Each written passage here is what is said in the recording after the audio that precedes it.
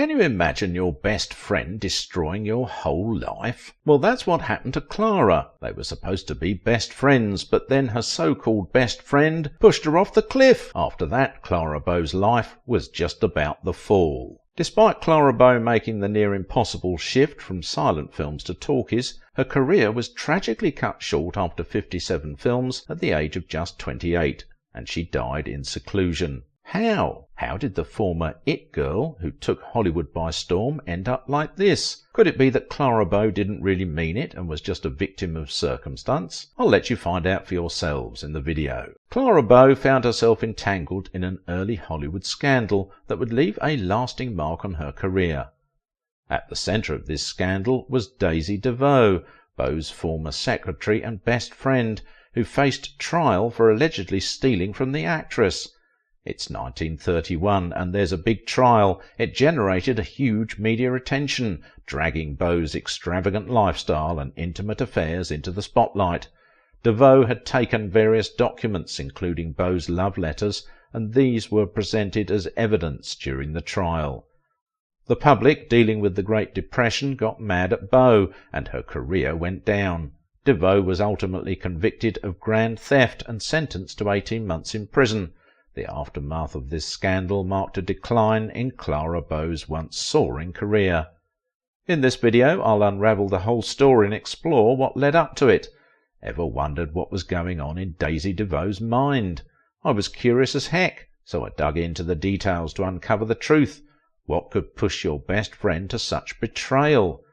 But wait, there's more. Discover how it rocked Clara Bow's world and what followed as a consequence. Clara Bow doesn't seem old-fashioned. She doesn't look like she belongs to the 20s or black-and-white movies. She's not like other silent movie stars who either look too young, like Mary Pickford or Lillian Gish, or super exotic, like Theda Bara, Pola Negri. I could also mention the incredibly glamorous Gloria Swanson. Clara is just like, whoa. She's super modern, like she could be a star today, you know. When I show clips of Bow to someone, even though they usually hate silent films, they just can't stop staring. It's the way she moves, her eyes, and how she flirts with the camera. But there's more to it, something Billy Wilder once called flesh impact, a rare quality shared with stars like Jean Harlow, Rita Hayworth and Marilyn Monroe. Flesh impact means having flesh which photographs like flesh, flesh you feel like you could touch. Simply put, flesh that you'd really want to get close to. This desire made Clara Bow a big star, but it also led to scandalous stories about her, and people believed them. You might think you truly know someone, right? Maybe because you're a die-hard fan or you've watched all their films. Well, I hate to break it to you, but the reality is often different. The person you see on screen is a whole different one than the image you've got in your head. To really know Clara, let's start from the beginning. Like many stars from the silent era, Bow started with nothing, in the heart of Brooklyn, and her early days were anything but easy. Her birth year is a bit of a puzzle.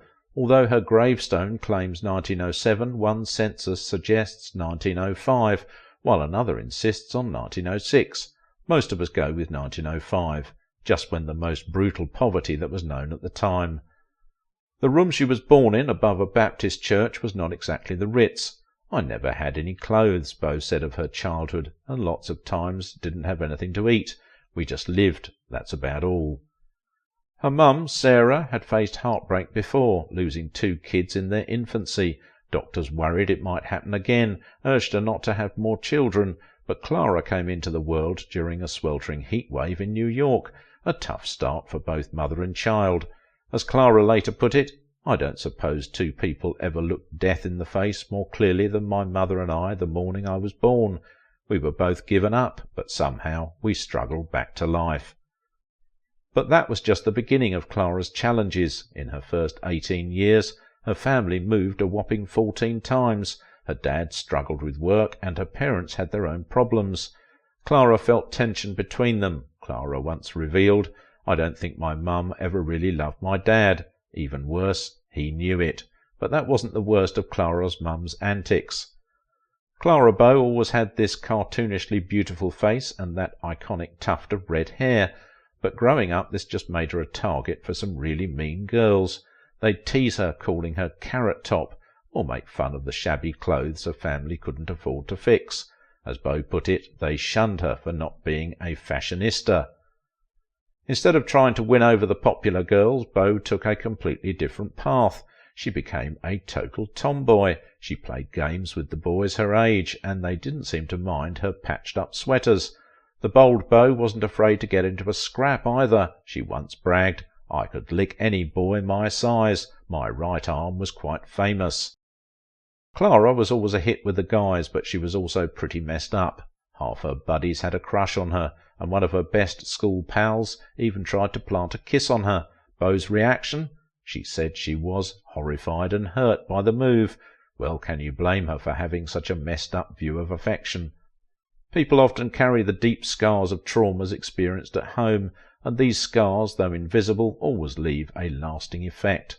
Clara was terrified of intimacy and had trust issues. Have you ever wondered what inspired these now legendary actors to choose this path and conquer Hollywood? In Clara Beau's case, the answer to that is heartbreaking. She really loved movies. You know why? Because when she watched them, she said, "For the first time in my life, I knew there was beauty in the world." Her dad liked her acting dreams, but her mum said she'd be better off dead than an actress. Kind words from a mother, huh? Even though Clara had a tough relationship with her mum, she never stopped defending her. When her mum, Sarah, passed away, Clara got really upset at the family during the funeral. She called them hypocrites for not caring about Sarah, and you won't believe this, she even tried to jump into her mum's grave. Despite this, Clara, at just 16, entered a big acting contest, kicking off her amazing journey, and as she said, "We struggled back to life, but it wasn't like American Idol." Winning got her a feature in the magazine and a small role, but that got cut. Imagine finding out your part got axed while watching it in the theatre with your friends.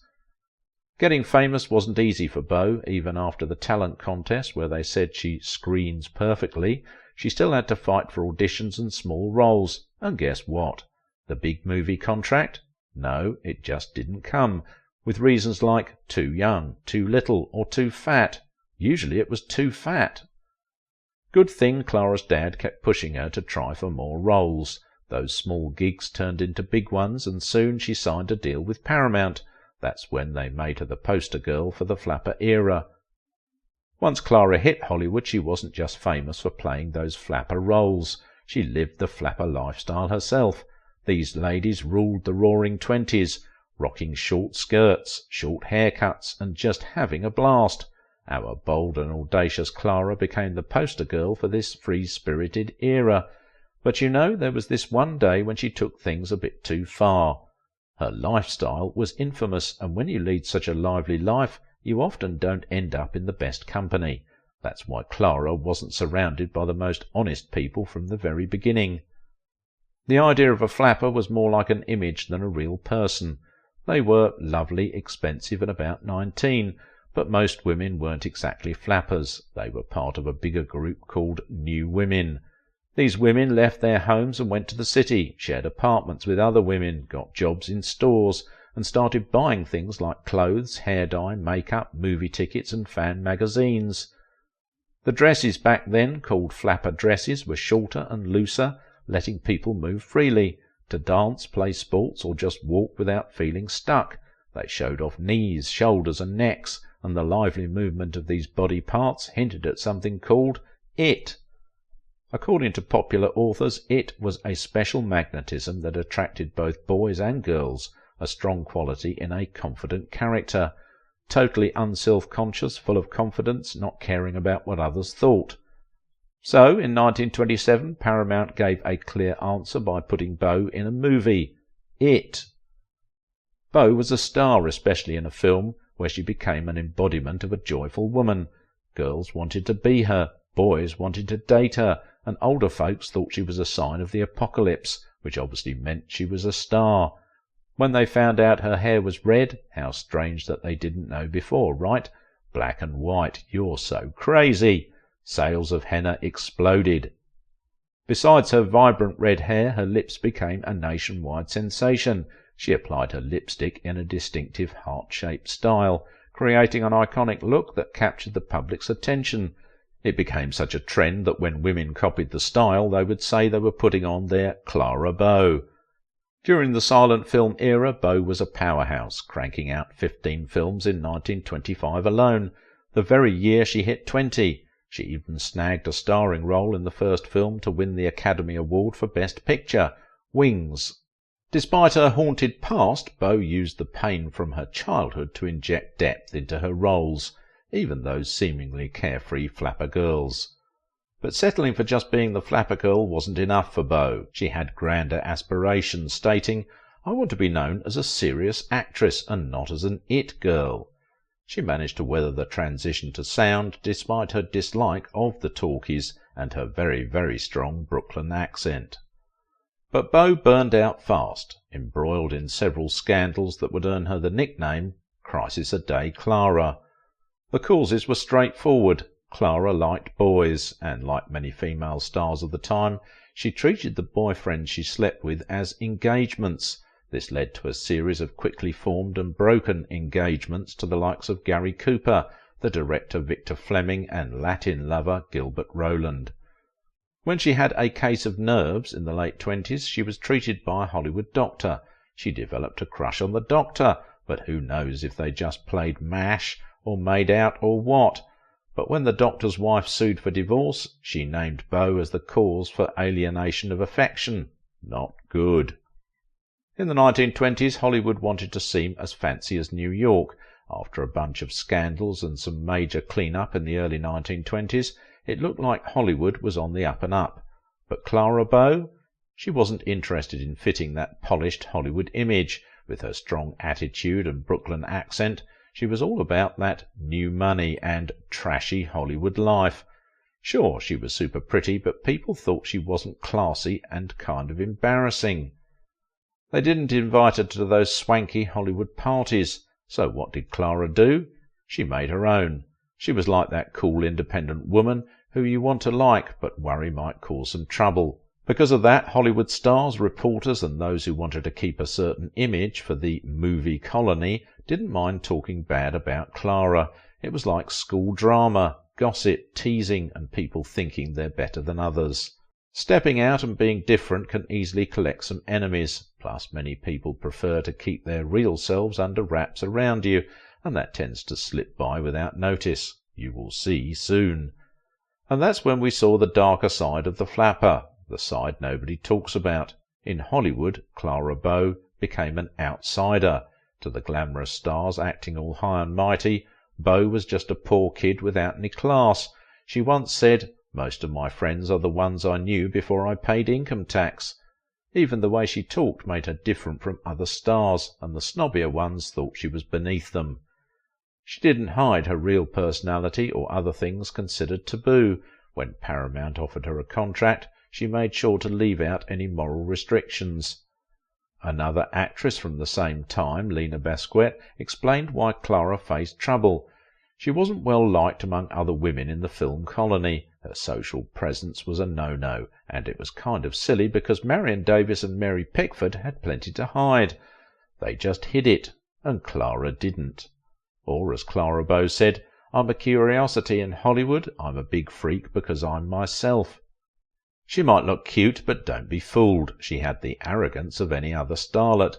When she decided she wanted to do movies, she said it was because, after watching actors on stage, she left with the feeling that "I knew I would have done it differently." In other words, better. I've mentioned before that your past and its consequences can pop up in all sorts of ways in your life. Because Clara Bow's roots were far from glamorous, her dad wasn't the best, her money management wasn't top-notch, and she lacked the financial know-how. She wasn't living the Gloria Swanson high life. Instead, she had a gambling issue that got exposed during a government investigation. Here comes the part you've been waiting for. Clara's success had a dark side. People she trusted, like her business manager and even her own family, were taking advantage of her, and Paramount, the movie company, was making her work so much under a contract that wasn't fair to her. It was like everyone wanted a piece of her success, and it wasn't fair at all. In 1929, Clara was in big money trouble and might lose her house, so she hired Daisy DeVoe to handle her money matters. Clara set up a special account for her earnings, and Daisy took charge of sorting out her bills. In just 22 months, with Daisy at the helm, Clara's financial situation took a turn for the better. Thanks to Daisy's clever decision to stash more than half of Clara's salary into a trust account, Clara found herself with a whopping $249,000 in savings. But, and you may have noticed, but there's always a but when you think things are about to get better, in 1930 things got really messy for Clara. Imagine having your closest friend, the person you trust the most, someone like Daisy DeVoe, betraying you in the worst possible way. Daisy was also her private secretary, but then one day they get into a huge fight. Daisy DeVoe swiped some of Beau's personal stuff, the things you'd only share with your closest confidant. Instead of just keeping those private matters to herself, Daisy went full-on villain mode.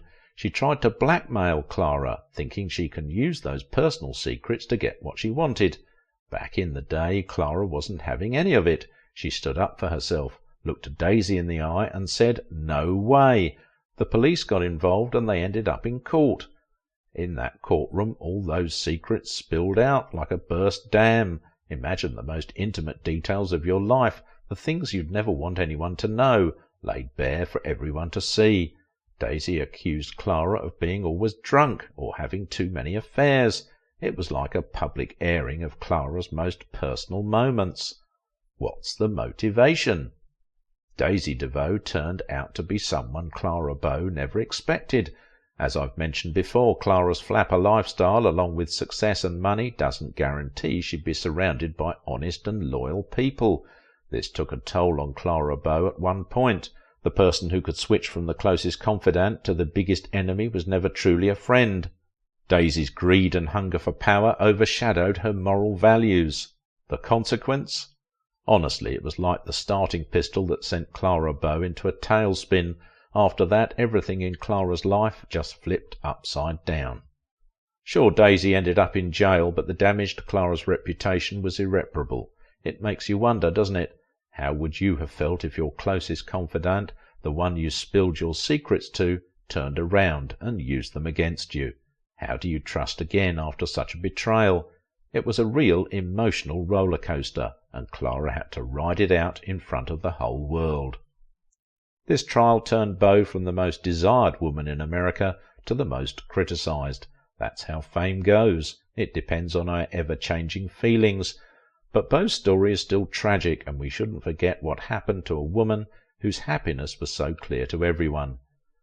Paramount could have hushed this up, given DeVoe some money, and made it all go away. But by the fall of 1930, Beau's star was fading, and the studio heads were looking for a reason not to renew her contract.